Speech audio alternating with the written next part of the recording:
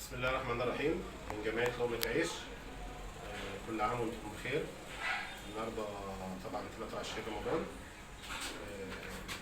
وجبتنا اليوم عبارة عن سمك وطحينة ورز صيادية وسلطة بطاطس وعيش. كل عام وانتم بخير، وجزا الله متبرعنا ألف خير، اللي هو يعني بيدعمنا كتير وبيدعم الجمعية كتير.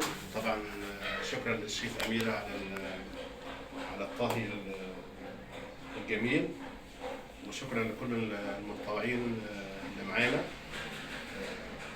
فرح وأمان، كل عام وانتم بخير، وإن شاء الله نتمنى نكمل لغاية نهاية رمضان.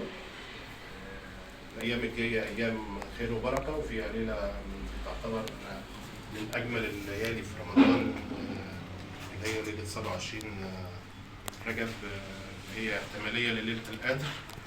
تمام. طبعا ربنا يسهل الحياة كده ونقدر نعمل فيها برضه حاجة كويسة. كل عام وانتم بخير.